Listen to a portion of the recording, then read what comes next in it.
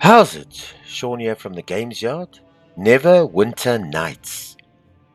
One of the best made RPGs, dungeon crawling, game simulation, whatever you call it, ever made.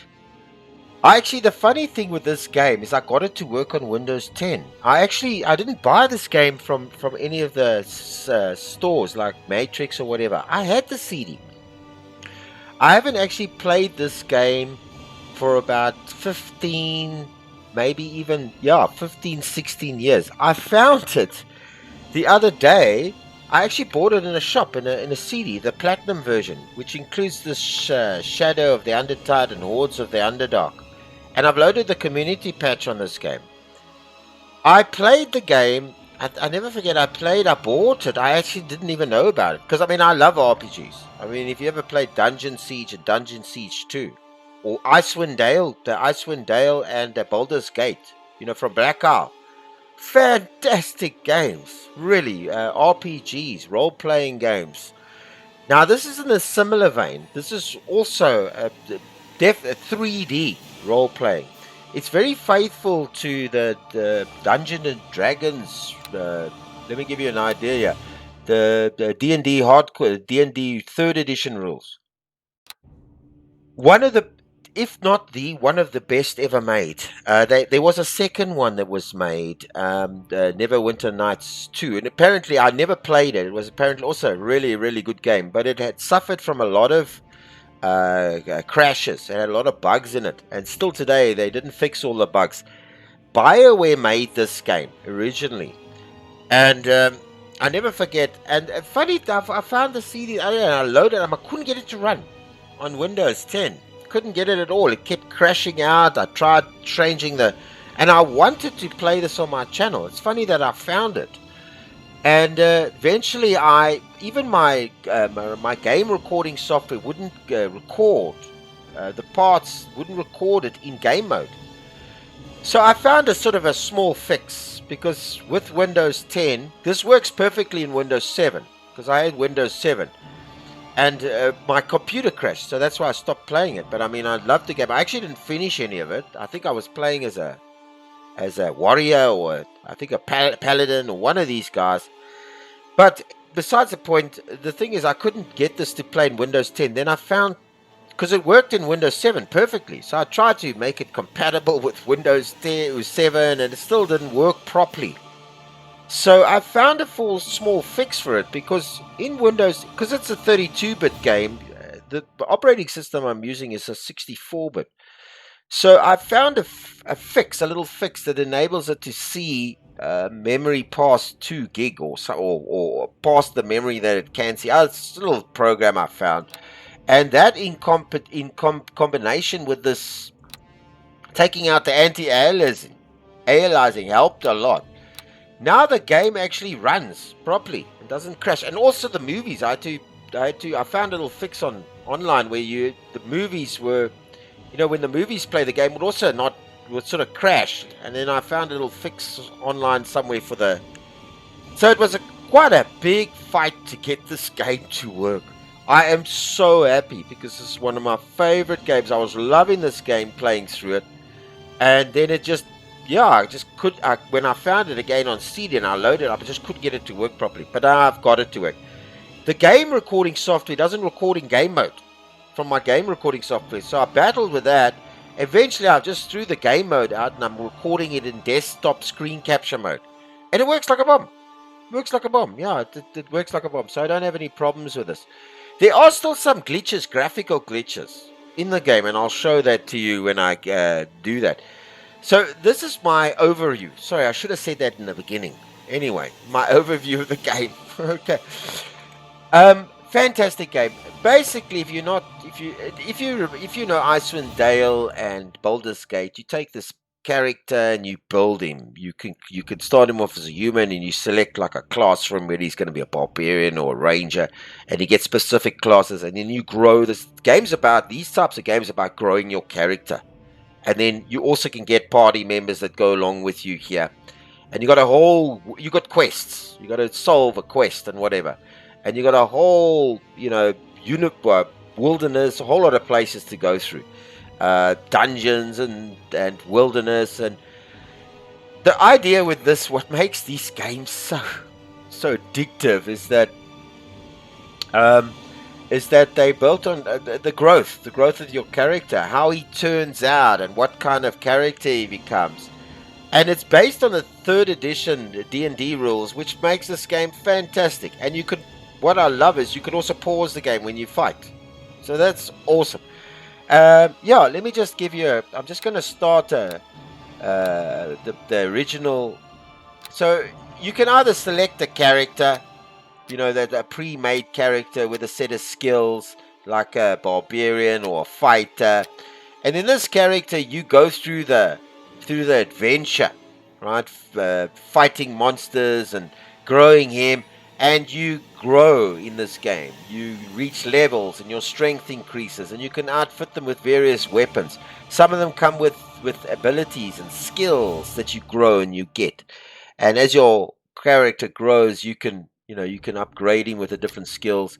He's also got feats and spells. This is all.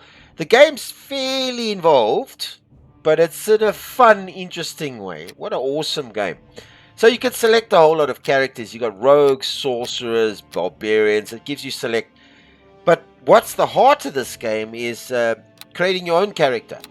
So you create one from scratch. And it's like, I'm going to pick a male, and he's going to be human. And each character, like humans or dwarfs, come with certain abilities and certain things that they favor and certain skills unique to them. So you start off, let's just say we pick a human. Let me just pick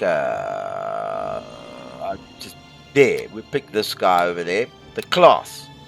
You can either be a bard or a barbarian or a cleric. Each of these different classes determines on how your character grows. A druid who's one with nature, so he will have spells, and he also can be a little bit of a fighter.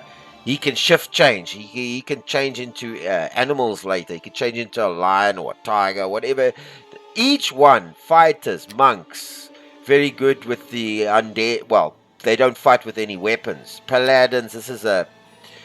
Paladin is a very how can I say it? A very church, very pious type of warrior. Rogues, sorcerers. Sorcerers don't learn via wizard scrolls because they have an innate ability to cast magic, but they can't learn as much as a wizard. Shadow classes, these are prestige classes, and with the expansions that came with this, because both the expansions, they added different classes, like a prestige class. Let me give you an idea. For example, if you start off as a wizard, you can multi-class into other classes as well. You can, at later on stages, as you grow, each class has a certain propensity to become another type of class or a greater class of that class. So, like a wizard, I think after every 4 or 5 levels, you can change your class. You can multi-class. You can become a wizard, and then you can decide you want to be a fighter. So you keep all your wizard skills, but you grow into a fighter. So you got both worlds. The rules are intricate and really well designed. Very, very character driven. It makes this game fantastic, awesome. I used to love these games to death because you see your character grow. All right, so let me just pick the druid. So I'm going to pick the druid, the alignment. So, and also, you start off with your initial alignment, like a neutral good guy is neutral to evil and bad. A true neutral. Neutral evil will be propensity between evil, towards evil. And some of these character classes, some of these alignments you can't pick. But your character can grow. He can start off as a neutral good, and you can grow him into a lawful good or a neutral evil. Depending on what the classes you pick and what you do. Everything in the game is your character grows not only by the skills from fighting, but the things you do in the game. If I'm not mistaken, like Icewind Dale, if you lied to one of the NCPs, you would if you did it enough, you would become neutral evil. You would So your character grows depending on what you are, you as a person, as the decisions you make as well, which makes it just out of this world. I mean, fantastic RPGs. Geez, you can't live without them. Love them to death. Then you've got all these different dexterities. You can put points in them. So it's like growing your character, your intelligence, and each point, each ability that you put into these things enables different abilities and different modifiers and different rolls, because it all works on a dice 8 and a dice 10 and all that. There's rolls for it. So it's very strategic and tactical. That's what I also love about this. Okay, so I'll just pick the recommended and say, okay, the packages, I'll pick a default. You've got different packages for your different guys. You can also configure I think these are also the abilities and the skill sets he gets in the beginning when you start him out. Remember, a lot of this affects how your character grows as well. So this thing is all about character growth and growing your character. Alright, so I'm going to customize these. I'm just going to say okay to that. I'm just picking the order. Okay, let's do. Where's my druid? Yeah, set a series of voices that you can. What's a deity? Okay, cool. I can't remember most of this game. Alright, let's just pick good wizard. Now that will be his general voice. Okay, so let's play. The frozen. Okay, so you start off here, alright, and this is the start of the first campaign. So you can zoom in, you can move around, you can look out, you can get your characters to open things, just like normal RPGs. If I click on that, it adds it to my inventory. Your character comes. If you see where my mouse is, there's all your skills that you started off with. You have 14 in strength, dexterity. You're a level 1 druid. Your wisdom is that, and these are the other things that affect it. The next level, the next experience level, it kind of gives you what your basic statistics are to attack, to damage, all based on the D&D 3rd edition rules. Fortitude, your reflexes, base attack, all this sort of thing as you start. Now you've got your health and your HP. You've also got the skills. I think that was the packages that we picked, and when you click on it, it explains to you what this package does, what it enables you to do, and then your feats. Now feats, also you grow in feats, and as you level up, you can add to your different feats. You can add points. You get points as you level up, so you can add to your feats, to your strength, all this type of stuff. So you're growing your character all the time in the way you would like your character to grow. So if I think about this carefully, you can actually grow your character into the way you want your character to be. So it's so customizable. You can be whoever you want in these particular games, which make them just out of the world. This is one of the best. Neverwinter Nights was one of the best ever made of this type of game. Dungeon Siege 1 and 2. It's more party orientated. The same with Icewind Dale and Baldur's Gate. More isometric, and also Icewind Dale was party configured, but Baldur's Gate was more like this one, where you can add party members to you, but you're the main character. So it's not your party. The only difference is this one is in 3D. Icewind Dale wasn't, Icewind Dale and Baldur's Gate weren't in 3D. So very similar games, but, and also great. Icewind Dale and Baldur's Gate, one of the greatest RPGs ever made. You can't argue that. And so was Neverwinter Nights. 3D, which is great. So it was one of the first of the 3D generation. And you've got complete 3D on this character. The graphics are dated, obviously, but they were great for the time. And the story and the character generation in this game is second to none. Love this game. And I'm going to finish playing it on my channel, because I never actually finished it. My computer crashed and I just didn't grow my character. And it was like 15 years ago, and I'm so glad I found it. Okay, so you also have an inventory place where you can, then he gets that that piece, and then he can fight with it. And each time, he fights and he moves, you have to rest him, and I think he needs food as well. You can also, with this mouse button, look at the different things that he has and what it adds to your base armor class, the dexterity it adds, the feats, the base armor, the weight. Weight's important, and then you also have money. The great thing with this game, you've also got your spell book, the spells that you open up with, which you can cast, and I think this is a quick bar at the bottom here. Hey there. I want to talk to you. Yeah, I know you want to talk to me. I wonder if you could. No, you can't. So, yeah, those are your known spells, and this is your first level spells that you get. So, it's intricate and involved and character driven and adventure and growing your character through all the different monsters and the dragons and the stuff you meet outside in the wilderness and in these rooms and dungeons. Hey there. I want to talk to you. Made for computer games, man. This is why we play them. I'll tell you this much. It's because of RPGs, because they actually take us as people into their worlds. Now, you play a war game, a great war game, Hearts of Iron, all these games, you play them and it's great. You get immersed in them and you love the feeling of being in control. But these type of games take on your identity. They take you on. They take you actually into the world, because this is you. And you are the person reacting and deciding in a world that's alive and moving and talking, and you go on this adventure and you can create and grow you as a person, this character, in any which way you want to. I haven't done justice to these particular games, and particularly this one.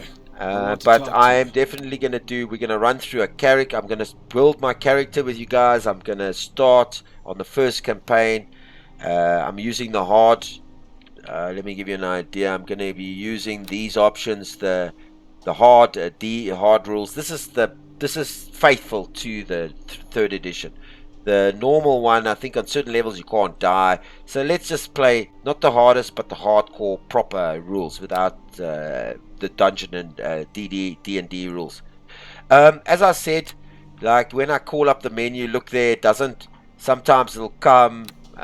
Sometimes I can get it. You see the little graphic. Like I don't get all the.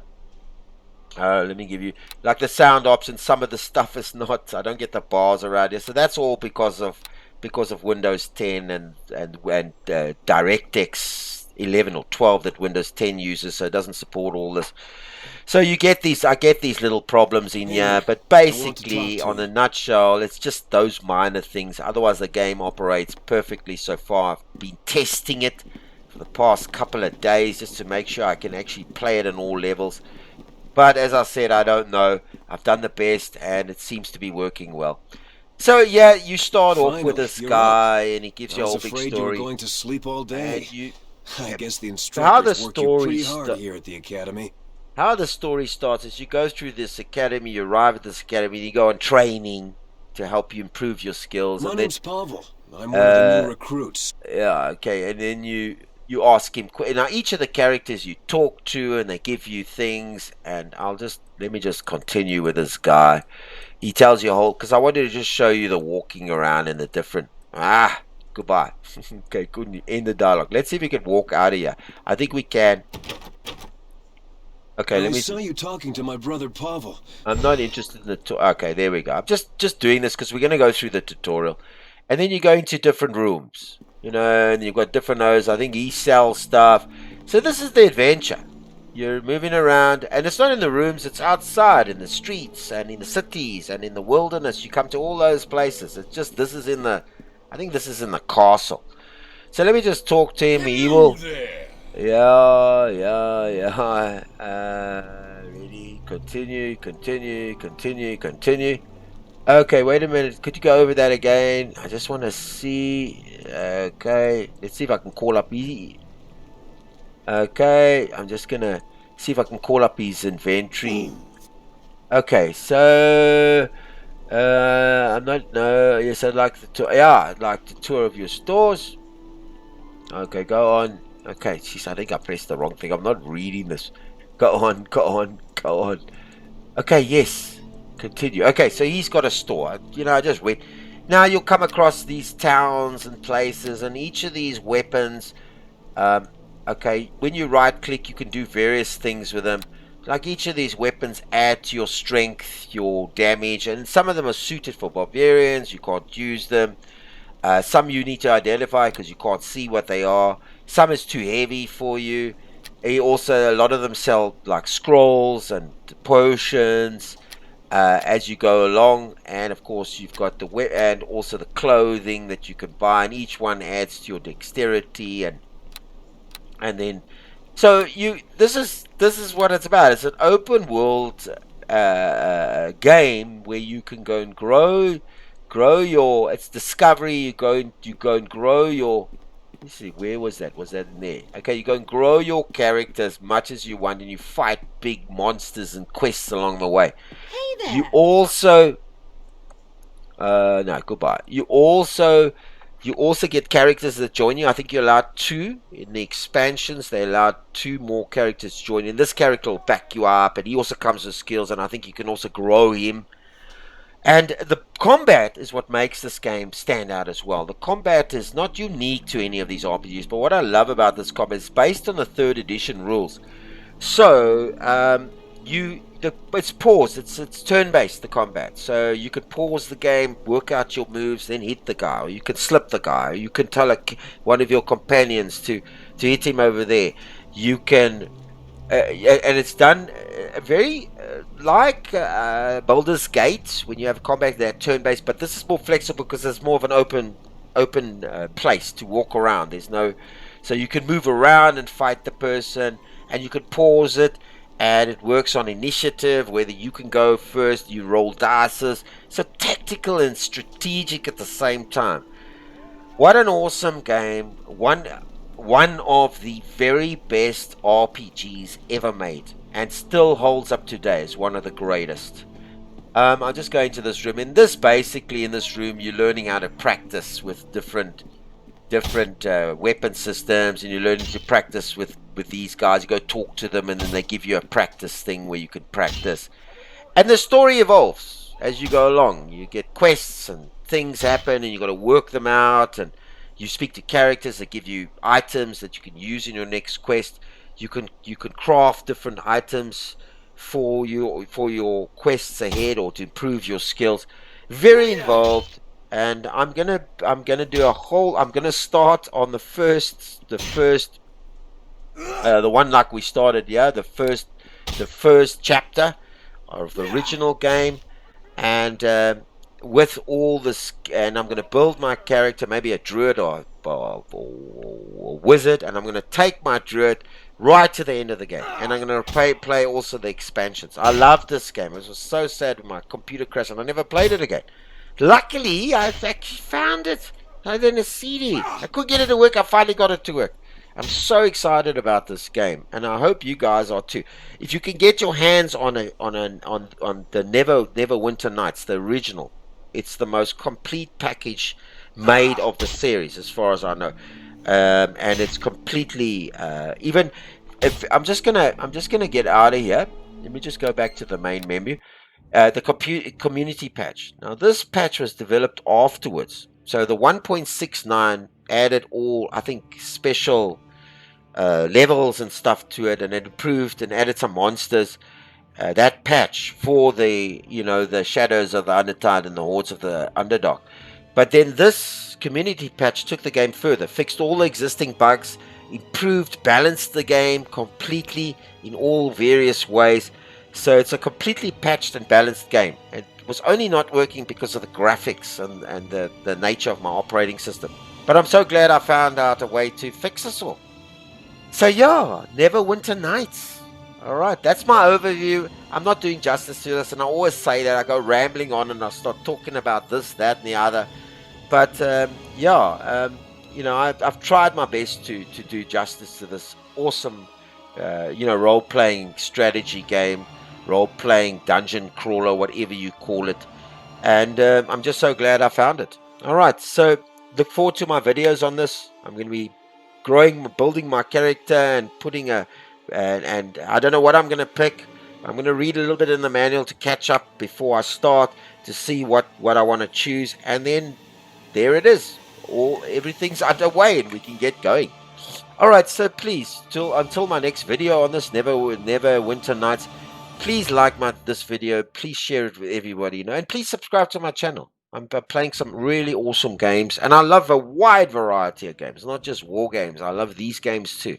So please subscribe and leave any comments and suggestions. If you have any stories about this game, if you ever played it, and how far you got your characters to, and what levels you played it on. Adventure game supreme, and I can't wait to start playing it and have it on my channel. Alright, so I think I've said enough. Otherwise I'm going to say something I shouldn't say. Alright. Sean from the Games Yard. Good day on you.